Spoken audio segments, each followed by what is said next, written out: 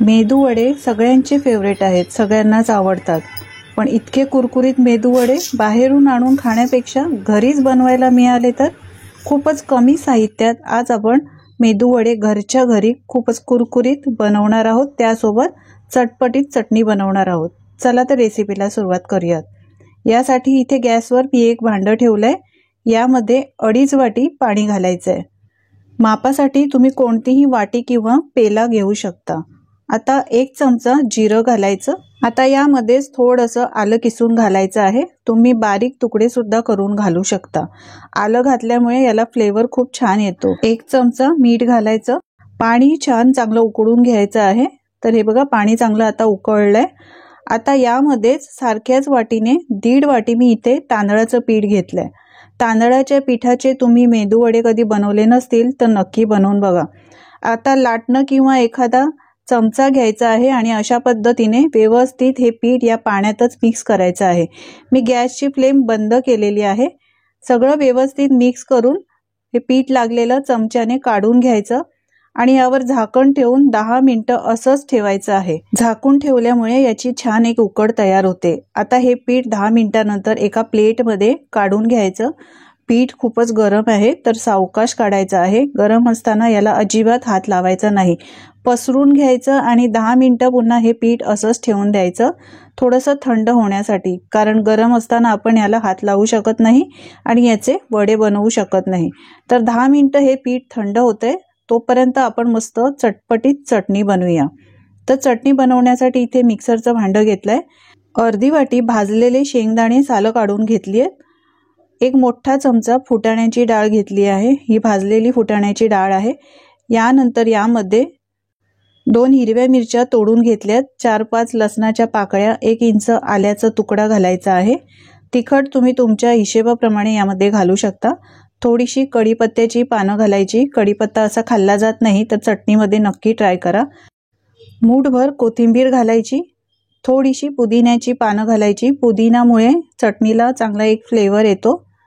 चवीप्रमाणे मीठ घालूया. चटणी चांगली चटपटीत आंबट गोड होण्यासाठी 1 चमचा साखर घातली आहे. 1 चमचा जिरं घालायचं. लिंबूचा रस पिळायचा आहे अर्धा. यामुळे चटणी चटपटीत बनते. आता पाणी घालायचं. झाकण लावून ही चटणी छान मिक्सरला बारीक वाटून घ्यायची. तर हे बघा मस्त आपली हिरवीगार चटणी तयार झालेली आहे. आता याला फोडणी देऊया. तर फोडणी देण्यासाठी सगळ्यात आधी चटणी एका बाउलमध्ये काढून घ्यायची. इथे मी 2 चमचे तेल गरम केलंय. 1 चमचा मोहरी, 1 चमचा जिरं, 7-8 कढीपत्त्याची पानं, यानंतर 1 लाल मिरची तुकडे करून घातली आहे. आता ही गरमागरम फोडणी या चटणीवर घालायची. अप्रतिम चटणी ही लागते. खायला जबरदस्त आंबट गोड. नक्की बनवून बघा. आपली आता चटणी तयार झालेली आहे. अशा पद्धतीने एकदा नक्की बनवून बघा. आता आपलं मेदू वड्याचं पीठ सुद्धा थोडंसं कोमट झालंय. 1 बटाटा उकडून किसून घेतलाय. तो सुद्धा यामध्ये घालायचा आणि सगळं साहित्य हाताने व्यवस्थित मिक्स करून घ्यायचं आहे. आपण कोणतंही जास्त सामानाचा वापर न करता हा मेदू वडा बनवतोय. सगळं व्यवस्थित मिक्स करायचं. जसं आपण पीठ मळतो ना तसं सगळं साहित्य एकजीव करून घ्यायचं आहे. तर हे पहा पीठ मळून घेतलंय. हाताला थोडंसं तेल लावायचं म्हणजे हे मिश्रण हाताला चिकटत नाही. थोडं थोडं हे पीठ घेऊन हातावर अशा पद्धतीने रोल करायचा आहे. एक गोळा तयार करायचा, याला मध्ये होल करायचा आणि याचे मेदू वडे छान बनवून घ्यायचे. तर हे बघा अशा प्रकारे आहे की नाही सोपी पद्धत. खूपच झटपट हे मेदू वडे बनवून तयार होतात. तर आपला एक मेदू वडा तयार झालेला आहे. प्लेटमध्ये आता काढून घेऊया. अशाच प्रकारे बाकीचे मेदू वडे सुद्धा मी बनवून घेतले आहेत. हे थोडे आहेत, अजून सुद्धा बनवलेले आहेत. आता हे मेदू वडे तळून घेऊया. यासाठी तेल गरम करायचं आहे एकदम कडकडीत. कडकडीत तेलातच हे मेदू वडे तळून घ्यायचे आहेत. तेल जर चांगलं तापलेलं नसेल तर मेदू वडे अजिबात कुरकुरीत होणार नाहीत. एक एक मेदू वडे या तेलामध्ये सोडायचे आहेत. बुडबुडे कमी झाल्यानंतरच याला उलटून घ्यायचे आहेत. त्याआधी अजिबात याला हात लावायचा नाही, नाहीतर हे मेदू वडे तुटण्याची शक्यता असते. छान फास्ट गॅसवर हे मेदू वडे मस्त कुरकुरीत होईपर्यंत आणि याला चांगला रंग येईपर्यंत तळून घ्यायचे. मंडळी, तुम्हाला माझी जर रेसिपी आवडत असेल तर प्लीज एक लाईक करायला विसरू नका.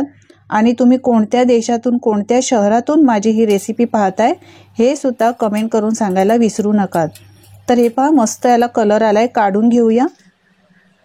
सगळे मेदूवडे मी पहा मस्त बनवून घेतलेत। खूपच कुरकुरीत मेदूवडे झालेले आहेत। याचा रंग पाहू शकता, किती सुरेख याला रंग आलाय आणि कुरकुरीत पहा किती झालेले आहेत। आहे की नाही सोपी पद्धत? तर यापुढे मेदूवडे खाण्याची इच्छा झाली तर बाहेरून न मागवता घरच्या घरीच अगदी सोप्या पद्धतीत कुरकुरीत मेदूवडे नक्की बनवून बघा या माझ्या पद्धतीने। रेसिपी तुम्हाला नक्कीच आवडली असेल माझी खात्री आहे। आवडली असेल तर एक लाईक करा, जास्तीत जास्त शेअर करा आणि माझ्या चॅनलवर जर तुम्ही नवीन असाल तर अशाच नवनवीन रेसिपी पाहण्यासाठी चॅनलला सबस्क्राईब करा। धन्यवाद।